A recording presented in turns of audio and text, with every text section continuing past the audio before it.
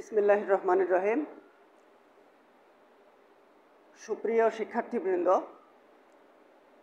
সরকারি ফুলতলা মহিলা কলেজের সমাজ বিজ্ঞান বিভাগের পক্ষ থেকে সকলকেই শুভেচ্ছা জানাই। আমি গাজী মোহাম্মদ এনামুল হক, সিনিয়র প্রভাষক, সরকারি ফুলতলা মহিলা কলেজ। বরাবরের মতো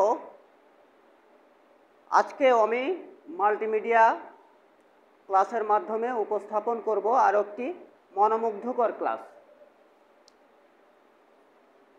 তো তোমরা জানো প্রতিনিয়ত আমরা আমাদের ক্লাসগুলা মাল্টিমিডিয়া সিস্টেমে পরিচালনা করে থাকি। সর্বপ্রথমেই তোমরা আমার পরিচিতি দেখতে পাচ্ছ, তবে এখানে আমরা খুব বেশি সময় নষ্ট করব না।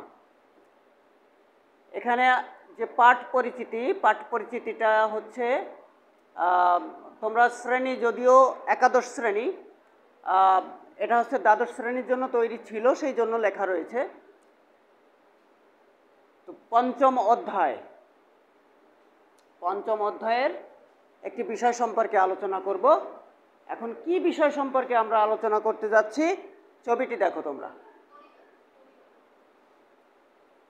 তাহলে ছবিতে তোমরা কিছুটা আইডিয়া করতে পেরেছো যে এখানে একজন হাজব্যান্ড রয়েছেন, একজন ওয়াইফ রয়েছেন এবং পাশাপাশি সন্তানেরা রয়েছে। তো এই ধরনের ছবি সাধারণত আমরা পরিবার কেন্দ্রিকই দেখে থাকি, তাই না? এই ছবিতে এটাতেও একই রকম। আর মাল্টিমিডিয়া ক্লাস সিস্টেমের সবথেকে বড় সুবিধা হলো এটা যে তোমরা খুব সহজেই আইডিয়া করতে পারবে যে আমরা কি সম্পর্কে পাঠ দিব, তাই না? তো হ্যাঁ, তোমরা ঠিকই বলেছো যে আজকে আমাদের পাঠ হচ্ছে পরিবার। তো এখানে আমরা যে বিষয়গুলো আলোচনা করব সেটা হলো পরিবারের সংজ্ঞা গঠন করব, পরিবারের প্রকারভেদ আমরা বলতে পারবো, তারপর কোনটি কোন ধরনের পরিবার সে সম্পর্কে আমরা জানতে পারব। এখন প্রথমত যদি আমি তোমাদেরকে প্রশ্ন করি যে পরিবার কি, তোমরা কি বলতে পারবে? পারার কথা। পরিবার কাকে বলে বলো তো তোমরা?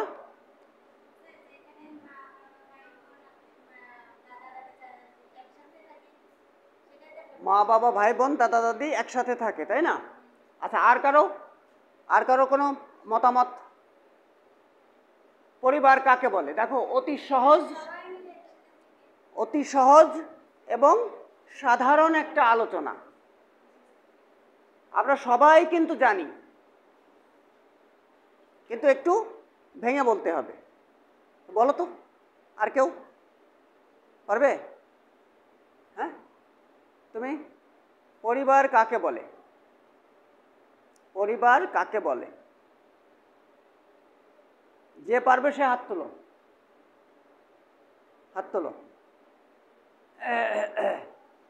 কেউ পারবে না? বিষয়টা কেমন হলো না?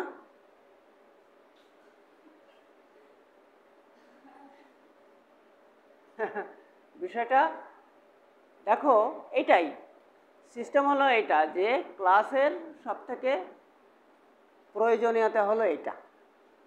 সব আমরা জানি,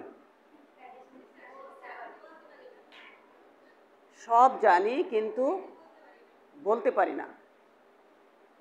তাহলে সেই বলতে পারা শেখানোর জন্যই কিন্তু ক্লাস, কিন্তু তারপরেও দেখা যায় যে ক্লাসে উপস্থিতি কম। তাহলে আমাদের ইচ্ছা থাকা সত্ত্বেও কিভাবে তোমাদেরকে সহযোগিতা করব বলো?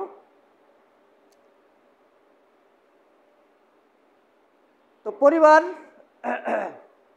বলতে কি বোঝায়, এটা খুবই সাধারণ এবং সহজ সরল একটা আলোচনা। আচ্ছা, পরিবার হচ্ছে সমাজের সবথেকে ক্ষুদ্রতম একটা সংগঠন। এটা কি সঠিক? পরিবার সমাজের সবথেকে ক্ষুদ্রতম সংগঠন কিভাবে সঠিক?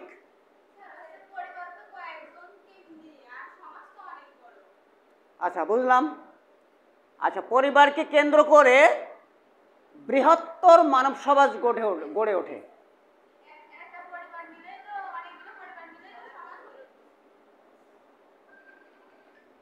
তাহলে পরিবারকে কেন্দ্র করে বৃহত্তর মানব সমাজ গড়ে ওঠে, তাই না? আচ্ছা, তারপরের যে অংশটি রয়েছে ওটা পড়ো পড়ো।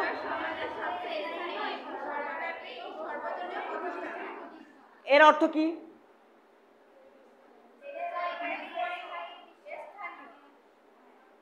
পরিবার হচ্ছে সমাজের সবচেয়ে স্থানীয়।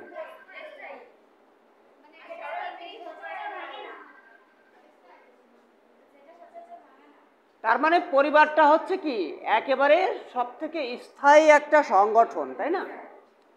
সর্বব্যাপী, সব জায়গাতে বিস্তৃত, সর্বজনীন প্রতিষ্ঠান, মানে সর্বজন বিদিত, তাই না? একটা প্রতিষ্ঠান।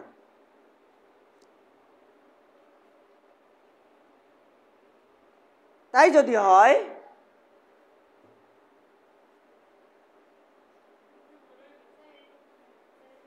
আমরা বিভিন্ন সমাজবিজ্ঞানী কিন্তু বিভিন্নভাবে এই পরিবারকে সংজ্ঞায়িত করেছেন। বিভিন্ন সমাজবিজ্ঞানী এক একজন কিন্তু এক একভাবে সংজ্ঞা দেন। তো এখানে আমরা একটা সংজ্ঞা দিয়েছি, তাই না? আচ্ছা, এই সংজ্ঞাটি পড়ো, তুমি পড়ো, সংজ্ঞাটা পড়ো। সমাজবিজ্ঞানী ডেভিড পোপেনো বলেন, পরিবার হলো এমন একটি জ্ঞাতিভিত্তিক গোষ্ঠী যার সদস্যরা একত্রে বসবাস করে এবং অর্থনৈতিক ও অন্যান্য উদ্দেশ্য অর্জনের একক হিসেবে সহযোগিতামূলক দৃষ্টিভঙ্গিতে কাজ করে। আচ্ছা, এটাকে তুমি বুঝিয়ে দাও এই কথাটিকে। পরিবার হলো এমন একটি জাতিভিত্তিক গোষ্ঠী যাতে হচ্ছে নিজস্ব গোষ্ঠী মানে পরিবার, আর যার সদস্যরা একত্রে বসবাস করে মানে একই গোষ্ঠীর লোক একই সাথে বসবাস করে এবং অর্থনৈতিক ও অন্যান্য উদ্দেশ্য অর্জনের জন্য একক হিসেবে মানে একে অপরকে সহযোগিতার মতো পরিবার গড়ে ওঠে এবং পরিবারের সবাইকে সাহায্য করে। আচ্ছা, মোটামুটি হলো। তো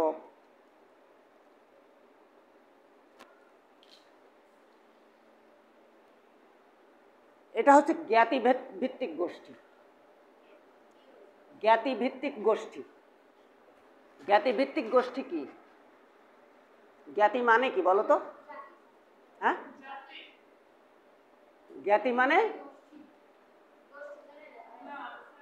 জ্ঞাতি মানে হচ্ছে আত্মীয়। পরিবারটা একটা আত্মীয় ভিত্তিক গোষ্ঠী না? আচ্ছা, তো পরিবার হলো এমন একটি জ্ঞাতিভিত্তিক গোষ্ঠী যার সদস্যরা একত্রে বসবাস করে এবং অর্থনৈতিক ও অন্যান্য উদ্দেশ্য অর্জনের একক হিসেবে সহযোগিতামূলক দৃষ্টিভঙ্গিতে কাজ করে। আমি এত জটিল সংজ্ঞায় যেতে চাই না, খুব সাধারণ সহজবোধ্য একটি সংজ্ঞা তোমাদের বলি। সেটা হলো পরীক্ষায় যদি আসে যে আসলে পরিবার বলতে কি বোঝায়, এটা যদি পরীক্ষায় আসে সেক্ষেত্রে তোমাকে লিখতে হবে যে পরিবার হলো একটি ক্ষুদ্রতম সংগঠন। এটা তো ঠিক আছে, তাই না? আচ্ছা, এটা একটা স্থায়ী সংগঠন, এটা তো ঠিক আছে। আচ্ছা, এটা একটা আদি সংগঠন, এটাও তো ঠিক আছে। আদি সংগঠন না? তার মানে এটা তো অনেক আগের থেকে এই পরিবার ব্যবস্থাটা শুরু হয়েছে। আমি যদি সহজভাবে বলি যে একজন প্রাপ্তবয়স্ক যুবক এবং একজন প্রাপ্তবয়স্ক যুবতীর বিবাহের মাধ্যমে যে সংগঠনটি গড়ে ওঠে তাকে পরিবার বলে। প্রথমেই আমরা বলেছিলাম পরিবার হলো সমাজের সবচেয়ে ক্ষুদ্রতম এবং মৌলিক সংগঠন। ক্ষুদ্রতম এবং মৌলিক সংগঠন। তাহলে ক্ষুদ্রতম কাকে বলা হয়? ছোট। তাহলে একজন প্রাপ্তবয়স্ক যুবক এবং একজন প্রাপ্তবয়স্ক যুবতীর বিবাহের মাধ্যমে যে ছোট্ট সংগঠনটি সৃষ্টি হয় তাকে পরিবার বলা হয়। এটা বললে কি আমার হয়ে যাচ্ছে না?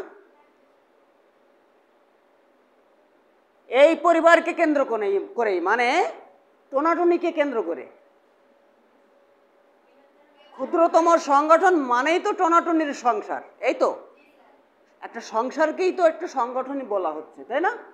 তাহলে এই যে টোনাটুনিকে কেন্দ্র করে মানে একজন হাজব্যান্ড ওয়াইফ এদেরকে কেন্দ্র করেই বৃহত্তর মানব সমাজ গড়ে ওঠে।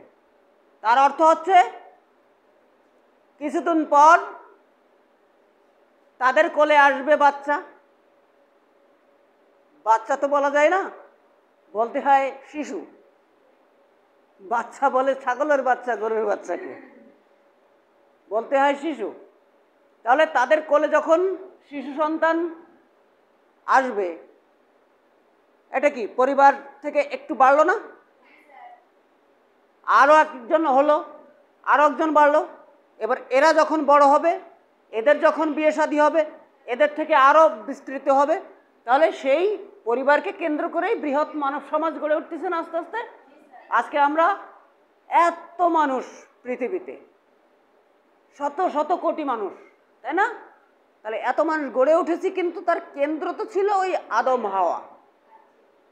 আদম হাওয়া থেকেই না আমরা এই পর্যন্ত এসেছি, সেই কথাটা কি বলা হয়েছে। তাহলে কি পরিবারের সংজ্ঞা কি আমরা দিতে পারবো এখন?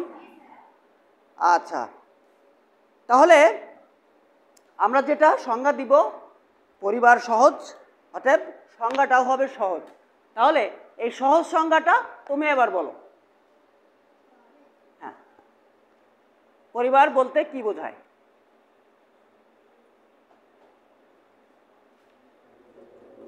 জোরে বলতে হবে। পরিবার হলো সমাজের সবচেয়ে ক্ষুদ্রতম মৌলিক সংগঠন। পরিবারকে কেন্দ্র করে বৃহত্তর মানব সমাজ গড়ে ওঠে।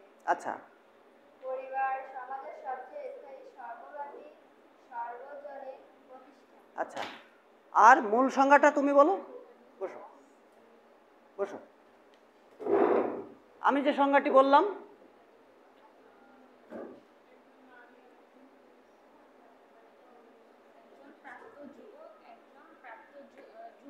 হ্যাঁ, একত্রে যে ক্ষুদ্রতম সংগঠন তৈরি হয় তাকে পরিবার। কিসের মাধ্যমে গড়ে ওঠে?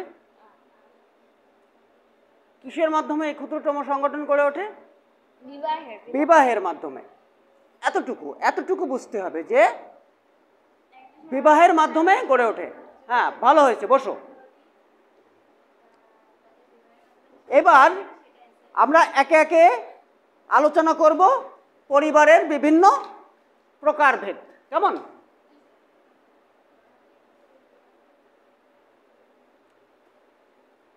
এখানে খেয়াল করো, পরিবারের প্রকারভেদ বিবাহ বা স্বামী স্ত্রীর সংখ্যার ভিত্তিতে। বিবাহ বা স্বামী স্ত্রীর সংখ্যার ভিত্তিতে। এটা আবার কি? স্বামী স্ত্রীর সংখ্যার ভিত্তিতে। স্বামী স্ত্রীর সংখ্যার ভিত্তিতে পরিবার হচ্ছে তিন প্রকার। একটা হচ্ছে একক বিবাহ ভিত্তিক পরিবার। এখানে এত লম্বা দেওয়া হয়েছে এই কারণে, যেহেতু বিবাহের মাধ্যমে একটা পরিবার গড়ে উঠতেছে, সেই জন্য এটা লম্বা দেওয়া হয়েছে। তো আর হচ্ছে কি বহুপত্নিক পরিবার, তারপরে রয়েছে বহুপতি পরিবার। আচ্ছা, একক বিবাহ ভিত্তিক পরিবার না বলে আমি একক পরিবারও বলতে পারি।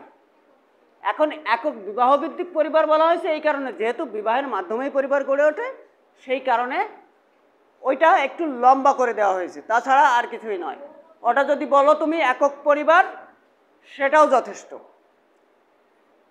এখন আমাকে যেতে হবে সংজ্ঞায়। একক বিবাহ ভিত্তিক পরিবার কাকে বলে? একক বিবাহ ভিত্তিক পরিবার, হ্যাঁ বলো, আবার বলো, বলো বলো বলো বলো। যে পরিবারে স্বামী স্ত্রী এবং সন্তান নিয়ে যে পরিবারটা গঠিত হয় সেটাই হচ্ছে একক ভিত্তিক পরিবার ধরা হয়। এটা মোটামুটি বলা যায়, মোটামুটি বলা যায়। মূলত এইটা হচ্ছে, আমি প্রথমে যে সংজ্ঞাটা বললাম না, যে যখন প্রাপ্তবয়স্ক যুবক এবং প্রাপ্তবয়স্ক যুবতীর বিবাহের মাধ্যমে যে সংগঠন বা পরিবারটা গড়ে ওঠে তাকে আমরা বলছি একক পরিবার। তাহলে এটাই হচ্ছে কিন্তু মূল মূল যে পরিবার, এটা হলো এই। আচ্ছা, এবার আসি আমরা আমাদের বহুপত্নিক পরিবার। এখন প্রশ্ন হলো পত্নিকটা কি?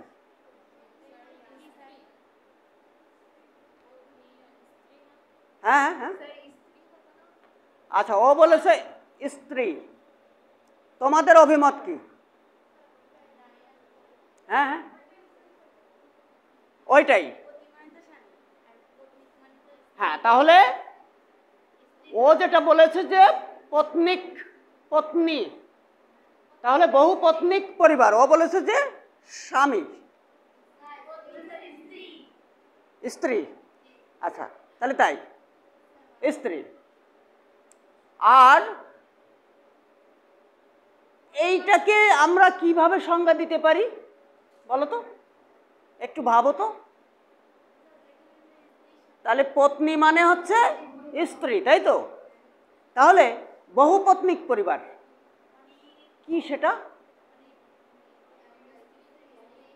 কেউ কি বলতে পারবা?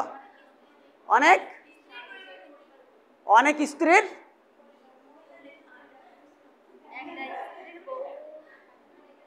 পারবা বলতে? হ্যাঁ বলো তো, একজন বলো, দাঁড়ায় দাঁড়ায় বলো, দাঁড়ায় বলো একজন। তোমরা কিন্তু কাছাকাছি চলে গেছো, কাছাকাছি চলে গিয়েছো, শুধু বলতে হবে। পারবা? বহুপত্নিক পরিবার, কে কথা বলতেছো আমি কিন্তু বুঝতে পারতেছি না, একটু মুখস্থ উন্মোচন করুন। হ্যাঁ বলো। আচ্ছা, স্ত্রীর সংখ্যা বেশি থাকে, কাছাকাছি, কাছাকাছি যে পরিবারে স্ত্রীর সংখ্যা বেশি থাকে। আচ্ছা বসো। আর একটা রয়েছে বহুপতি পরিবার। এবার বলো পতি কি?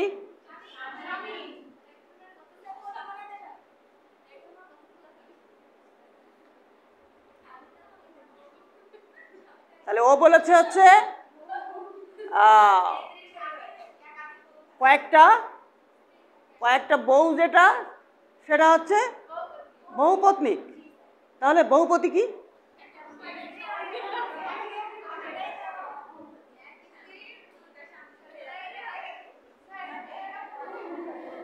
সকালে একটা, বিকালে একটা, রাত্রে একটা।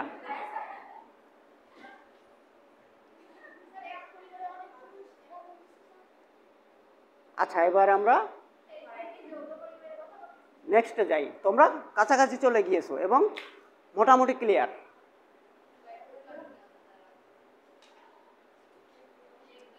ছবিটা দেখো তো। যাক, এটা হচ্ছে কি একক বিবাহ পরিবার, এক বিবাহ পরিবার। তাহলে এখানে বিষয়টা কি? বিষয়টা হলো তুমি আর আমি ছাড়া এই ঘরে কেউ নাই, সেরকম না? তাহলে একজন প্রাপ্তবয়স্ক যুবক, একজন প্রাপ্তবয়স্ক যুবতীর যে বিবাহ ভিত্তিক যে সংগঠন, সেটা হচ্ছে একক পরিবার। সমস্যা নাই। এবার তোমরা এই ছবিটি দেখো, তোমরা যে ধারণাটা করেছিলে, তাই না? বহুপতি মানে যখন একজন প্রাপ্তবয়স্ক যুবতীর সাথে একাধিক প্রাপ্তবয়স্ক যুবকের বিবাহের ভিত্তিতে যে পরিবারটা গড়ে ওঠে এবং এরা একসাথেই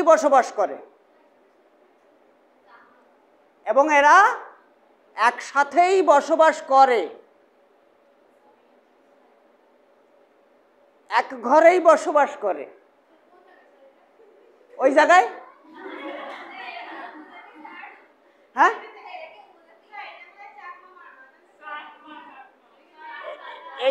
এটা আসলে বাংলাদেশে প্রেক্ষাপটে বর্তমানে তেমন নাই।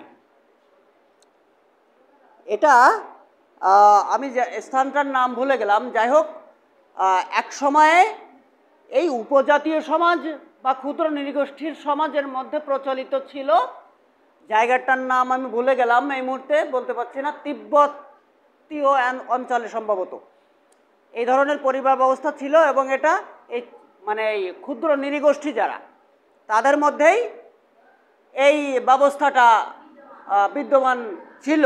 তবে কালক্রমে এই ব্যবস্থাটা উঠে যাচ্ছে। আচ্ছা, এই ব্যবস্থার কিছু সুবিধা আছে, সুবিধাও আছে, সুবিধা আছে না? এই ব্যবস্থার কিছু সুবিধা আছে। কি সব ধরনের সুবিধা হতে পারে? এই তো বড় সুবিধা তো এটা, দুইজন মিলে আয় করবে আর উনি বসে বসে খাটের পরে বসে বসে খাবে, দুই পাশ দিয়ে দুইজন আয় করে দেবে। হ্যাঁ, তাহলে এটা একটা সুবিধা।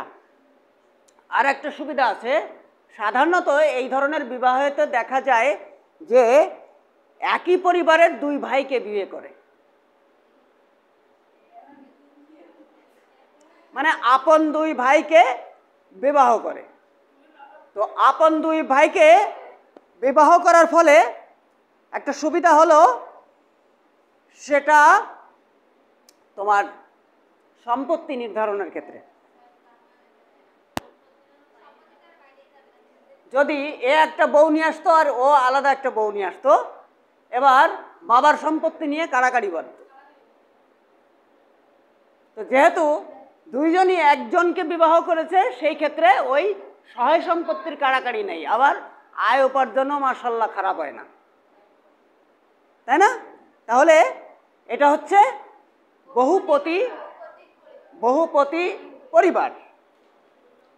এইবার দেখো, ও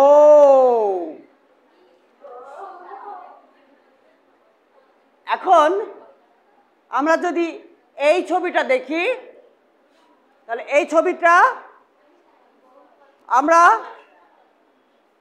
বুঝতে পারছি যে ঘটনা কি একটা ঘটে গেছে, তাই না?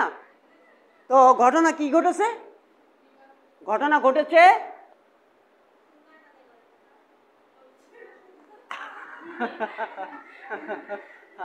আমরা এইটাকে কিভাবে সংজ্ঞায়িত করতে পারি বলো তো?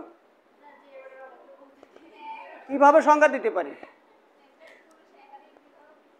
একজন পুরুষ,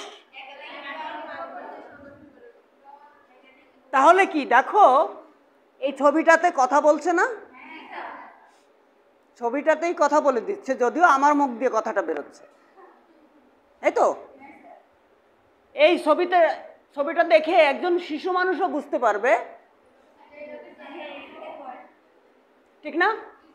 তাহলে আমরা খুব সহজেই সংজ্ঞা গঠন করতে পারি যে বহুপত্নিক পরিবার বলতে বোঝায়, পত্নী যেহেতু বোঝাচ্ছে সেহেতু ওটাকে বোঝাবে স্ত্রী।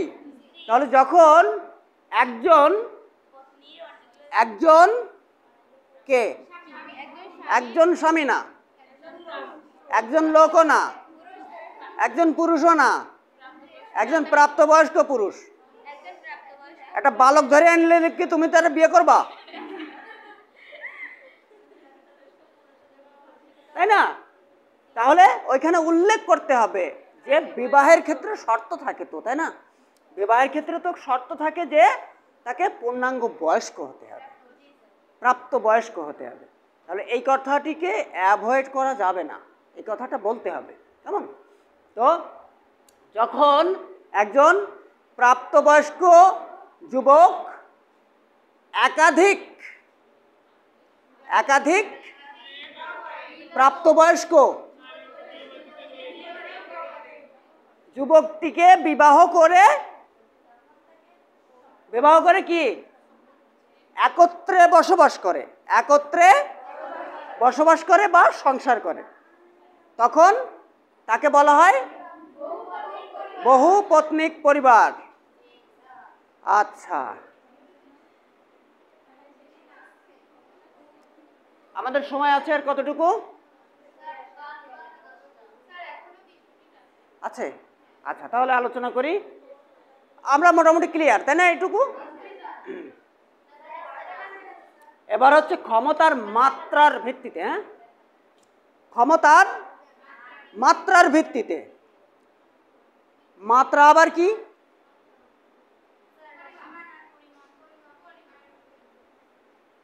পরিমাণ। তাহলে মানে কার মাত্রা কতটুকু, কার পাওয়ার কতটুকু, এই তো, হ্যাঁ।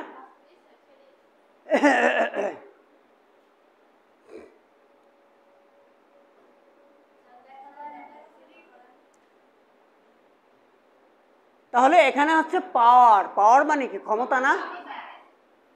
তাহলে কে বাড়িতে কলার ঝাঁকাবে, বিষয়টা তো এই। বেড়া মানুষ কলার ঝাঁকাবে না বেডি মানুষ কলার ঝাঁকাবে?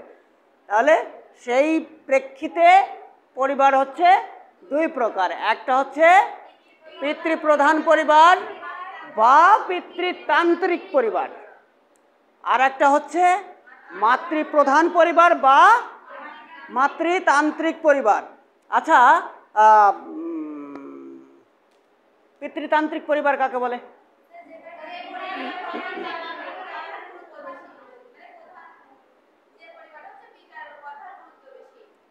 যে পরিবারে পিতার কথার গুরুত্ব বেশি, তাই না? আচ্ছা, তোমরা ঠিক বলেছো। তো এক কথা হচ্ছে যে পরিবারে পিতাই সর্বময় ক্ষমতার অধিকারী, পারিবারিক যত ডিসিশন, এই ডিসিশনটার ন্যায় হচ্ছে পিতা।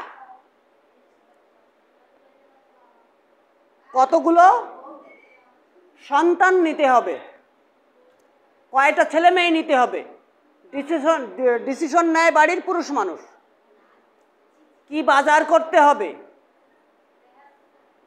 ডিসিশন নেয় হচ্ছে পুরুষ মানুষ।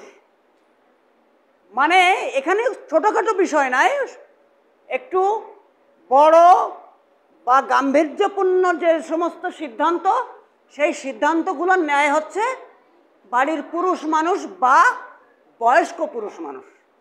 এক্ষেত্রে যে শুধু কি বলে স্বামী অল্প বয়সী হলেই যে সে সিদ্ধান্ত নেয় এমনটি নয়, সেও নিতে পারে, আবার ওই স্বামীর পিতাও নিতে পারে। যদি যৌথ পরিবার হয়, তাহলে যৌথ পরিবারের ক্ষেত্রে শ্বশুর শাশুড়িও সিদ্ধান্ত নেয় না, তবে শ্বশুর নেয়। তাহলে এটা হচ্ছে পিতৃতান্ত্রিক বা পিতৃপ্রধান পরিবার। আর মাতৃপ্রধান পরিবারটা তার ঠিক উল্টা। তাহলে যে পরিবারের সর্বময় ক্ষমতার অধিকারী হচ্ছে মাতা, বয়স্ক মহিলা বা বাড়ির মহিলা, কর্ত্রী, তাহলে ওই পরিবারটাকে বলা হচ্ছে মাতৃপ্রধান পরিবার। এইটা দেখো তো একটা পিতৃপ্রধান পরিবারের ছবি। আচ্ছা, এই ছবিটাকে আমি কেন পিতৃপ্রধান পরিবার বলছি?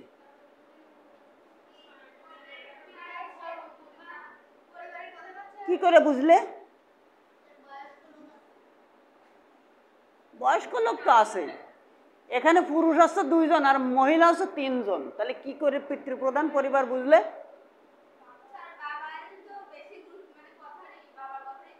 কি করে বুঝলে বাবার কথা এখানে বেশি গুরুত্ব পায়?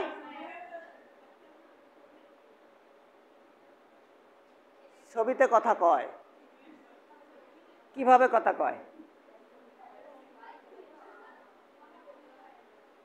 কি হতে পারে বলো তো? আচ্ছা, একটা অনুষ্ঠান হচ্ছে, তাই না?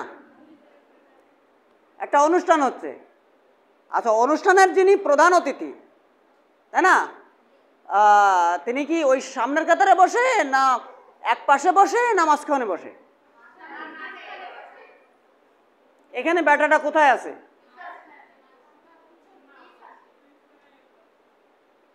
ফোকাসে আছে না? ক্যামেরার ফোকাস তো পুরুষটার প্রতি অনেক বেশি। তাহলে এখানে আমরা ছবিতেই বুঝতে পারছি যে এই পরিবারে পিতাই হচ্ছে সর্বময় ক্ষমতার অধিকারী, তাই না? এর বাবাই না এ, নাকি? তার ছবিটা দেখো, অনেক বেশি ফোকাস করা হয়েছে। এখানে এ যদি ডিসিশন নিত সেটাও পিতৃপ্রধান পরিবার হতো, আবার এই পরিবারের ক্ষেত্রে উনি হচ্ছেন সর্বময় ক্ষমতার অধিকারী, বাড়ির বয়স্ক পুরুষ মানুষ। ক্লিয়ার? এবার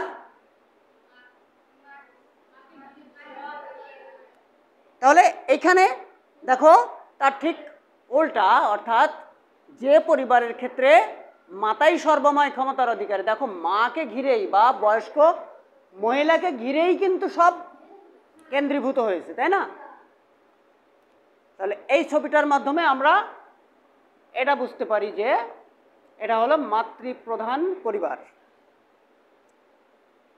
তো আমার মনে হয় আজকে যতটুকু আলোচনা করলাম মোটামুটি ক্লিয়ার এবং ভালো তোমরা বুঝতে পেরেছো।